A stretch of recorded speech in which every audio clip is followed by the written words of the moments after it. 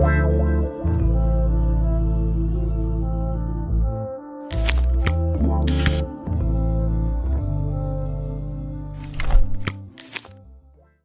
sommes en séjour précédant la fête de la Sainte Vierge Marie à réfléchir sur le chemin de la Bienheureuse Vierge et qu'elle a suivi dans sa vie mortelle jusqu'à ce qu'elle atteigne la gloire.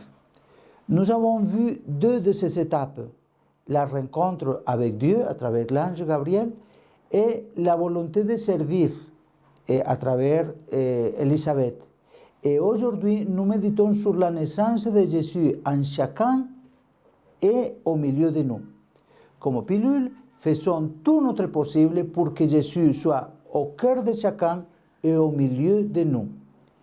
Une fois que Marie a laissé Élisabeth libre de tout danger avec son fils Jean entre les bonnes mains, elle est retournée à Nazareth avec Saint Joseph et ils ont préparé la naissance de son propre fils, Jésus.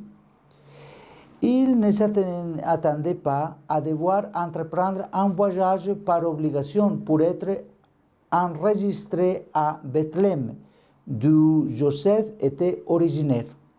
C'est là que le moment de l'accouchement a été accompli, et n'ayant pas de place dans l'auberge, elle a dû se réfugier dans la crèche où est né notre Seigneur Jésus-Christ.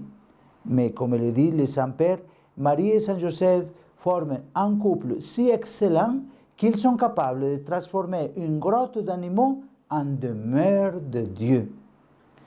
Comment pouvons-nous vivre cette étape de la Vierge Marie, nous aussi?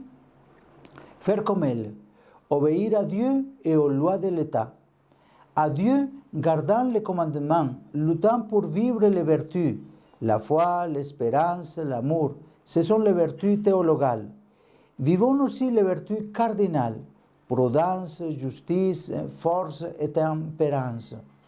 Cela implique d'être de bons citoyens qui favorisent la fraternité universelle. Tout cela doit être assaisonné d'une vie de prière personnelle. Et là, l'Eucharistie entre autant que possible. La méditation quotidienne et silencieuse, ainsi que la lecture de la parole de Dieu pour que la grâce que nous avons reçue grandisse, se développe et permette que Jésus vive dans nos cœurs. Nous devons pratiquer tous les actes de piété, la prière du matin et du soir, la prière pour rendre grâce pour la nourriture, les saints rosaires, la visite du Saint-Sacrement, les chemins de croix, etc. Nos frères évangéliques ou protestants ont aussi leur moment d'intimité avec Dieu, ce qui est essentiel pour que Dieu soit dans chaque cœur. C'est pourquoi il est très important qu'ayant Dieu dans chaque cœur, nous cherchions à vivre les uns pour les autres. Nous cherchons l'unité afin que Jésus vienne et soit au milieu de nous comme il l'a promis. Là où il y a 2 ou 3 réunis en mon nom, je suis là au milieu d'eux. Matthieu 18, 20. Les chrétiens sont appelés non seulement à vivre une spiritualité individuelle, mais aussi collective.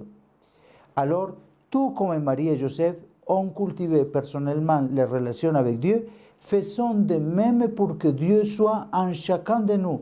Et comme il s'aimait, faisons aussi que Jésus soit au milieu de nous et qu'il soit celui qui nous sanctifie par sa présence. Et nous pouvions avancer dans notre saint voyage. Et n'oublions pas qu'on est en pandémie et que nous devons faire tout le possible pour faire attention à chacun d'entre nous et à tout notre entourage.